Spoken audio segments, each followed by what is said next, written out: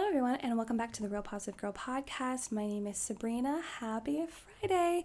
We all made it to the weekend, and it's the weekend, if you traditionally work Monday through Friday, and I hope that you have been having a great day so far. If your day has just begun, well, hello. I hope that it continues on to be fantastic. And if you're in the middle of your day or towards the end, I hope that it's still going good, and that it has been good, and that it will finish good. And 5-minute reset time, if you're having a bad day, things are just coming against you, you just feel so upset, angerful, and just, crap is just raining down on you. I get it. We've all been there. I just encourage you to take a 5-minute reset time where you will take 5 minutes at least. If you have more, take more, but be alone. Be by yourself. Regain your peace. Think about some things that you are grateful for. Problem solve the problems that are coming at you, trying to take you down. But come back to baseline. Reset for that time being. Kind of just gather yourself before you go back into the world and finish the day. And make sure that before you leave your 5-minute reset time, that you walk away feeling at least neutral, if not positive, about the rest of the day. Do not leave your 5-minute reset time if you are feeling like you want to throw the whole day away, if it was a waste, if there's nothing else good left in the day. No. Okay? Practice gratitude. Humble yourself. Find a way that you can feel at least neutral walking away, if not positive, and be able to just take in the rest of the day as it is and know that tomorrow can be a way better day. But again, happy Friday. Just a reminder that this week, and today is the last day of the week, but this week we are talking about habits for happiness. And today we are going to be talking about daily fun tasks to cultivate happiness. This is going to be a fun one. So let's go ahead and jump right in. I wanted to end this week by giving you some easy and simple ways to cultivate happiness that aren't as heavy as we have been talking about this past week. Let's start with the classic social media cleanse. We all know social media can mostly be a highlight reel, but sometimes we can get so sucked in that we aren't rationally thinking that way. Taking a small or big break from your apps, websites will let your brain breathe and remind you that not everything is perfect, like all those pictures you see online. So for me personally, I know that a lot of people do the classic social media cleanse. They'll delete the apps off their phone, or they just won't visit the websites or whatever it is. For me, I don't do that. It's not that it doesn't work. It's just that I haven't tried it, and I don't find that I needed that yet for that cleanse to be able to have happiness, because I'm continually telling myself that as I go on social media that, there's a lot of happy faces, there's a lot of positive stories. That's great.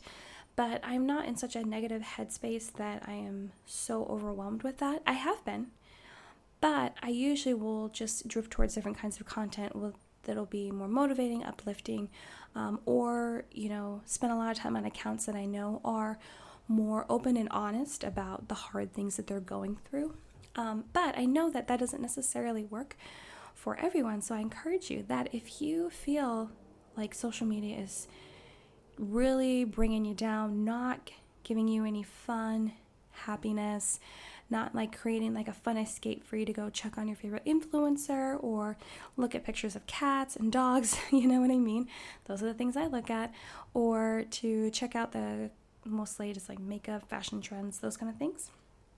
Then in the encouragement posts and things like that don't really get you going, then I encourage you to take a break.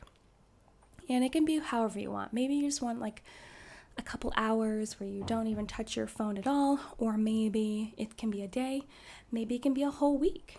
I know some people will set whatever period of time works best for them, so I encourage you to do that if you feel like it'll give you more happiness, kind of let you breathe a little bit, focus on what's in your real life right now, like your family, your friends, spend some time outside, spend some time like in your house, like really spending time on hobbies that you love, and just kind of like reset a little bit.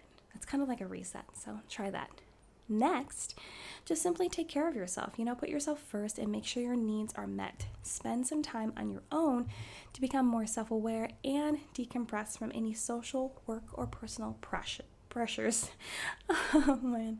And I think everyone talks about self-care and taking care of yourself and making sure that you're putting yourself first. And I think it always needs to be reiterated because people think that they are putting themselves first by, doing one good thing for themselves in the whole week or a month, when really I think it should actually be a daily practice. And I'm not saying that you have to give yourself a facial and a pedicure and get a massage every single day.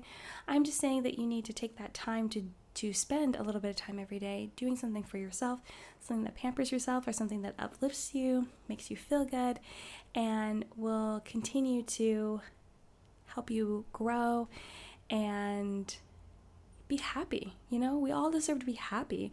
And if that means that you need to take an hour to play a video game every day, then I don't see a problem in that, especially if everything else in your life is going right. You're current on all your responsibilities. Nothing important is hanging in the balance, or you're not responsible for other people's lives and not taking care of those responsibilities. I think that, if you're doing what you need to do, you can still take time for yourself. I enjoy taking time to record my podcast every week or every couple of days, depending upon how my recording schedule is. I enjoy taking time to write content, film videos, take pictures, those kinds of things, read books, or exercise, go on walks with my dog, go shopping. It's fine. Play Animal Crossing. I like to do all of those things. And so I encourage you to find out whatever thing that you really like to do and actually do it so that you can practice self-care and, be alone, become more self-aware, learn more about yourself, and just kind of shake everything off so you can start again fresh. Another great one that I've been slowly practicing lately is getting rid of crap, purchasing things, or it's not purchasing, that's the opposite. Purging things you really don't need or haven't used in a while will really give you some freedom in your mind and physical life. This is also a reminder that things don't bring true happiness. Let me say it again. Things, objects, material, possessions do not bring true happiness. You can be happy the moment that you bought it. You can be happy a little bit after you bought it, and maybe you'll still be happy when you pull it out of the closet to use it every once in a while or every single day. That's fine. But that's not true happiness. True happiness is being content with what you're doing every single day, who you're spending it with, how you're feeling.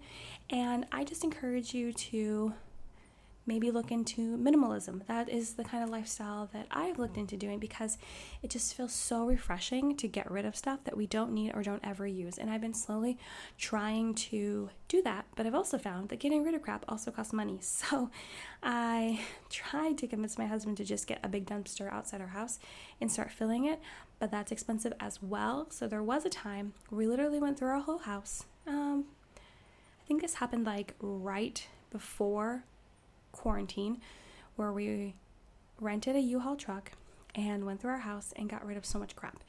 And it's amazing that I can look around my house, or I'm in my office right now, but I can look around and still see so much crap here. So much crap. It's so overwhelming. And we talk about it all the time, how we need to get rid of things. And because it feels so suffocating, it's everywhere you turn, I'm tripping over something. And despite the fact that we believe that we got rid of so much stuff, there's still so much stuff that either has come after that or just has suddenly appeared. I don't know. And I just believe that, the more space that you make in your house will contribute directly to the space that you have in your mind, in your heart, how you feel. It's such a good feeling of being able to take a deep breath and not feel like you're going to inhale everything around you. I'm literally looking around me right now and I'm just oh, no. So I just encourage you you'll be so happy when you have less stuff.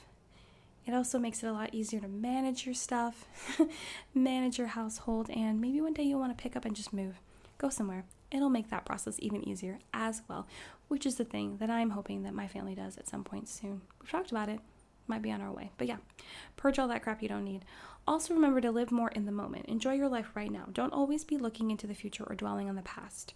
Living life right now will really let you enjoy it fully. And this used to be so hard for me because I love to plan for the future and I love to dwell on the past, because dwelling on the past would allow me to come up with scenarios of how I could avoid any trouble that I've gone through or things that truly when it was happening, I could not avoid it, because a lot of it's like how I grew up as a child and the responsibilities of my parents did not take upon themselves, which is super sucky, but it's just the way it is. And I learned so much.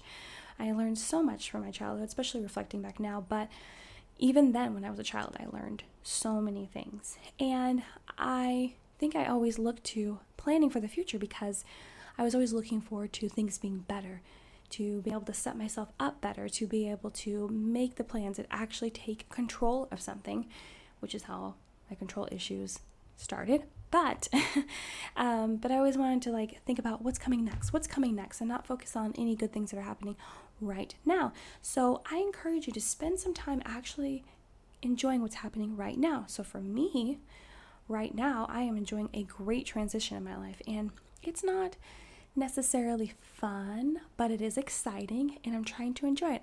Because like right when the transition began, I was like, oh my gosh, I can't wait till this part's over so I can really enjoy this part. But it's like, I should enjoy this part too. I should see what I can learn from this.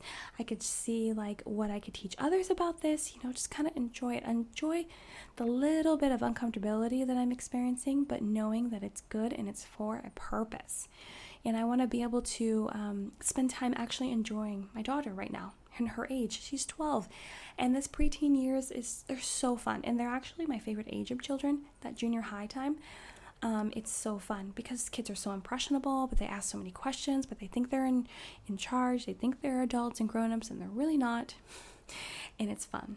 And I get to really bond with her and understand who she is. And I am trying to focus on that. And I'm also trying to focus on the relationship that I have with my husband right now, and how much better it's gotten since quarantine started. And I know some people, that might not have been the case, or you learn more about your spouse than you intended to, but I'm just trying to really hone in on how better our relationship has gotten, what has caused that, how we can continue with that, how we can flex to maybe cut out some other things that have gotten not so great, and just really enjoy it, really take it all in right now. So I encourage you to do that, because those moments, all of those moments and many more, will pass by and you'll wish you had them back.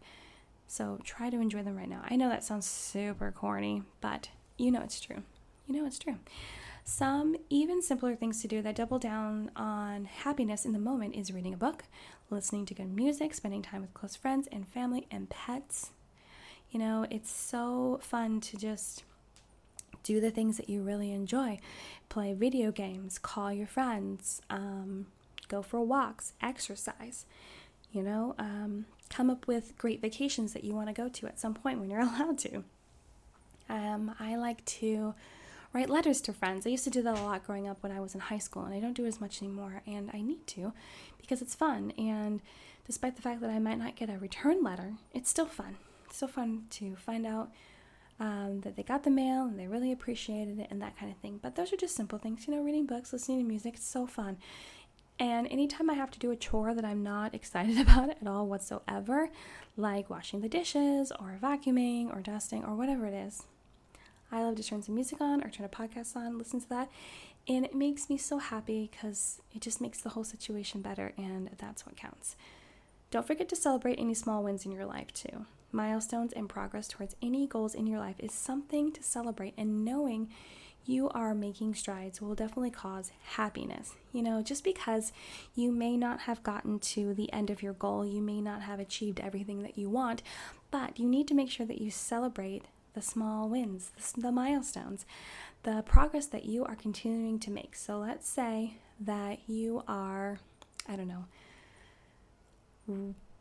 training for a race. Let's say you're training to run a half marathon, which I have done a couple times, and it's hard work. But let's say you've never run in your entire life, and you finally get to a point where you can run for half an hour without stopping. And this is actually one of the first things that I had to train myself to do before I could actually start the real training program, is to be able to run for a half an hour without stopping. And that's not necessarily at a specific speed, but I know they suggest like at least a 10-minute mile. And so I worked up to that, and I felt so good. I know the moment that I was able to run 3 miles without stopping, running for half an hour, I was so happy. I remember exactly it. I was at like a community center, fitness center, and I was on the treadmill, and I think there was a TV in front of me. I can't remember. I'm thinking this up. But anyway, I was running, and I just remember having my hands in the air, and because I was passing through miles, and I was still going. And then I remember later training, we were towards the end of training, and we were doing a run where it was like an out and back where you would run 14 miles, because a half marathon is only 13.1, but you would run 14 miles. And so I remember us not realizing that we had run 7 out when you could have taken several paths. We were training with like a group, like a company, and because it was for charity. But I remember we ran that far, and then we ran back, and we felt so good about ourselves because we were able to do it, and we were able to do it well without stopping, without taking multiple breaks, and it just felt so good, So, but, I hadn't run the half marathon yet, and I hadn't necessarily bettered my time that much. I think I might have crept up to like 9.5 minutes per mile, but still, I was still like, it's fine. I can still just run 10-minute mile and feel good. And I felt good. And just hitting all of those milestones within my training just felt so great. And so I encourage you to make sure that you are celebrating those milestones as you go on, because those things will make it so much easier to continue on. It'll make the whole journey so much better. You'll be so much happier. You'll feel really happy with yourself because you're continuing to progress and move forward. And it'll just give you so much joy and happiness and accomplishment. So don't forget to do that. But lastly, create healthy habits that will better yourself every single day. This could be exercise, working on passion projects, starting your day off with some encouragement, work on getting rid of any toxic habits, improve your quality of sleep. I need to do that even more. Create a healthier diet and drink more water. Compliment others. Make your bed. And finally, spend time to plan your day out either the night before or when you wake up. Healthy habits are so great. And I feel like they are the cornerstone of really setting your life up for success, because having a routine is super helpful. And even if it's a routine that flexes a little bit each day, but it's generally the same, that helps you get things done and feel accomplished and feel ready for the day, or continue to help you get through the day. So great. I love exercise. I actually miss my exercise routine. I used to wake up at 5:30 every morning before work and go to the gym for about an hour and 15 minutes and work out and weight lift.